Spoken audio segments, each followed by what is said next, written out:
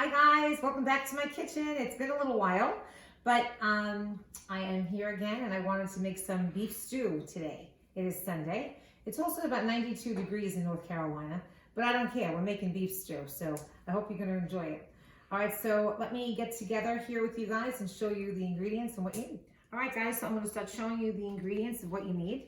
All right, first we're going to start off with about 3 pounds, that's about 2.5 to 3 pounds of cubed stew meat. Okay, now I would like to chop it myself to make sure it's nice and thick, but this was pre-cut. So they're a little smaller than what I would have normally done, but that's okay. And what I did do is I did salt it. So you want it to get salted and it'll like tenderize the meat a little bit. Okay, now I'm gonna show you what else you need now. I have here just some flour and I'm gonna put pepper in my flour. I'm gonna make it very peppery so it gives it a nice flavor. And what you're gonna need to make your stew is pretty simple, right? Okay, so first off, of course I have some carrots, onions, and these are the gold Yukon potatoes. I cut them a little while ago and I put them in water so they don't brown. All right, so you can make it a little in advance, get everything all prepped up, all right? And I also have here some fresh garlic. That's about 4 cloves that I had diced up. I have a little bit, about a half of the small can. I don't even know how much it is, maybe like 2 tablespoons of tomato paste. I have 1 cup of red wine. You could always add a little more if you'd like. Then I have, this is 4 cups of beef stock. You can use low sodium and add your own salts, but I like the regular one that has the salt in it, gives it a nice flavor. And of course we have olive oil. You could use vegetable oil, or I always use olive oil, but you can use vegetable oil if you don't have it, all right? So what I wanna show you is now, guys, real fast, is just put in some pepper into your flour. Now, you could do it by hand like I do, or you can actually take all the meat and throw it into like a big Ziploc bag or paper bag with the flour. So you take all your flour, throw it in the bag, throw your meat in and shake it up and it coats it. It's fine. But I always do it like this. It's just how I do it, okay? So you wanna mix up the flour and the pepper a little bit, okay? You can add some more pepper if you want, but you can always add more a little bit later. Now, wash your hands. I say it all the time. Keep your hands clean all the time. In between, as you're cooking, you wanna make sure you wash your hands.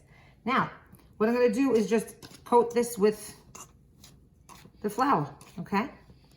Now, what I'm gonna do, instead of making a separate dish, I am gonna go wash my hands again, and I'm gonna meet at the stove. I'm gonna show you what you do. You're gonna have to brown your meat in smaller batches because I'm never gonna get all this in one pot. All right, so let me go wash my hands. I'll meet at the stove. All right, guys, so I have my big stock pot on the stove, and I'm gonna use some oil in here. Not too much. You're gonna put about maybe, a couple of teaspoons in there just to get it started. You may have to add a little bit more as you go on. Now, what you wanna do is you don't want to dump like all the flour in. I take each piece and just kind of shake it off, throw it in the oil. All right, you want to do this in batches. All right, so I'm going to get the meat out of here. Some of these are small. I don't like them this small. They're going to like melt away to nothing, but that's all right. Now what you're going to do is just keep throwing in a couple more handfuls. Goes real quick. Like I said, if you don't want to get all messy like this, the best thing to do is to just throw it in a Ziploc bag with the flour and shake it up, and then you can throw them right in. Now, do not crowd your pots because they will not cook correctly. So you make these in smaller batches, okay? So I'm probably gonna let this cook now. Here, come and see. All right, I'm gonna let that cook now until each side is brown. Maybe about five minutes. Flip it around, keep stirring it, make it get browned on each side. You kind of just want to give it a nice sear. I'll show you what this looks like when it's done, and then I'll finish up the rest to show you the next step. All right, guys, this is cooking for a few minutes, and it's got a nice little sear on it. What I'm going to do is I'm going to put it in. I'm going to take it out with my tongs. Use your tongs or a big spoon and scoop it out. And what you're going to do is put it to the side, and you're going to add some more oil. My suggestion is probably use vegetable oil if you have it, because it doesn't burn as quickly as olive oil, okay? So I'm going to get this out of the pan, and I'm going to put them aside. I'm going to do the next batches, okay? And then once this is done, then I'll show you what you do on the next step, all right? So I'm gonna start browning the rest of the meat, and I'll see you in a few minutes.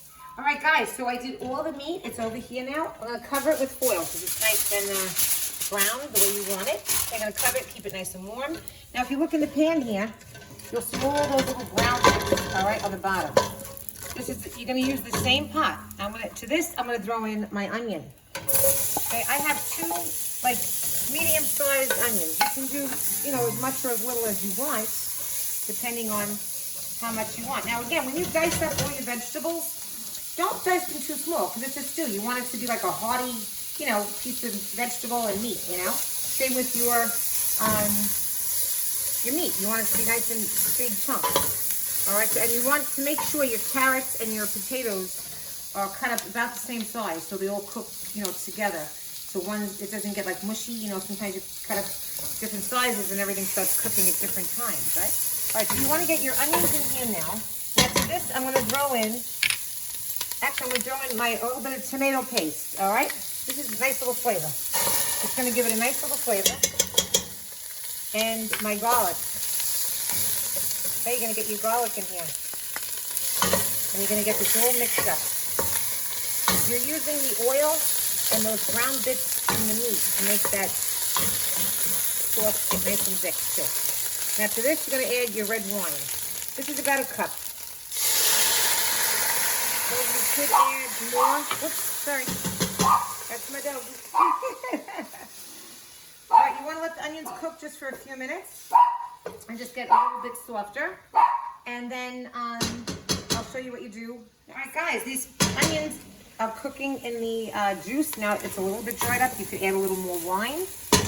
Or what I'm going to do now is put my meat back in this pot. So I'm going to put all that meat back in. Oh, okay, and to this now, I'm going to add my beef stock. Okay?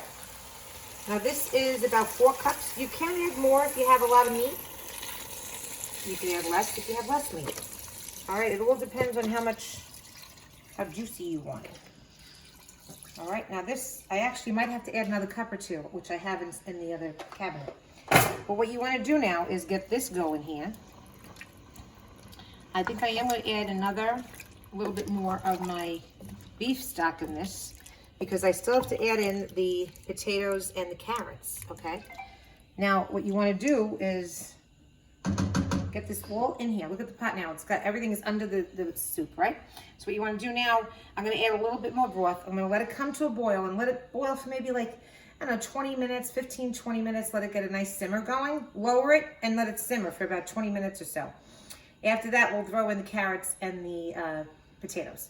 All right, so I'm going to add a little bit more stock to this so that it's a little bit higher, and that'll help cook my potatoes and carrots. All right, so see you in a little bit. All right, guys, this has been cooking for about a half an hour, and as you can see, it is nice and thick. It's not that thin. Okay, and I'm going to this now, I'm going to add the carrots and the potatoes. So, again, you can add more or less depending on your flavor. I just cut up a bag of carrots here. I'm going to throw these in and get that mix. And I'm going to throw in my potatoes. Now, remember what I said. If you remember, try to make your potatoes and your carrots about the same size of each other so they all cook the same, okay? I'm just going to use my hands because my hands are clean. And I'm going to get these in. Now, I personally love peas, but my children do not. So, normally, I would let this cook for a good hour and a half, 2 hours, all right? And then about maybe 10 to 15 minutes beforehand, you can throw in like a cup of peas, if you like mushrooms, celery, anything that you like in your stew. This is your basic stew. It's just meat, carrots, onions, and potatoes, all right? And you're gonna let this now simmer for about an hour and a half to 2 hours, and it should really thicken up. Those potatoes are gonna make it nice and thick, all right? And I'm gonna let it cook. Like I said, if you wanted to add some peas or mushrooms or something, you can, but that's not how you should do it. Do it how I do it. And then you also can have some biscuits or some bread. You can even put it over like mashed potatoes if it's very juicy and you want to throw it over potatoes and make it a little heartier. But we like it just like this. If anything, we like to take a little piece of Italian bread and just kind of scoop up the stew gravy at the end, you know. But I'm going to let this cook now for about an hour and a half. And I'll see you back when it's ready to show you what it looks like when it's done. All right, guys. So the stew is ready. So here it is. Finished product. Like I said, now you can eat this just like this. I personally like to add peas. I might throw a few frozen peas into mine, and this way my kids won't yell at me. Or you could put it over mashed potatoes or egg noodles or whatever you want. But again, I like to just eat it the way it is. And if there's anything left in the bottom, you can take a piece of Italian bread and just kind of soak it up, you know?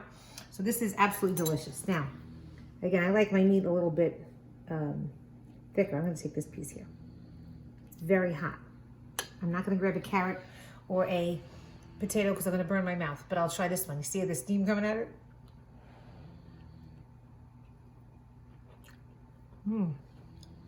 Really good.